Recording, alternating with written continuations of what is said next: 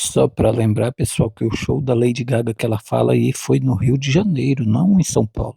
Por isso, no dia 1º de maio, nós vamos parar o Brasil. Infelizmente, a cidade de São Paulo está um pouco desfalcada por conta do show da Lady Gaga, mas por conta do show da Lady Gaga. Manifestantes fazem protesto na Avenida Paulista. No Rio, não. Se você... Por isso, no dia 1º de maio, nós vamos parar o Se Brasil. você rir... Parar o Brasil.